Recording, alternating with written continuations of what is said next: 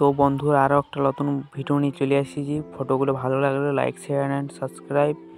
আর ডিসক্রিপশনে ফটোর লিঙ্ক দেওয়া থাকবে। পাসপোর্ট প্রতিটি ভিডিওর মধ্যে পাসপোর্ট আছে, আপনারা ডাউনলোড করে নেবে। আর এরকম ফটো পাওয়ার জন্য অবশ্যই চ্যানেলটা সাবস্ক্রাইব করবে। আর আপনারা কীরকম ফটো চাও কমেন্ট করে জানাবে।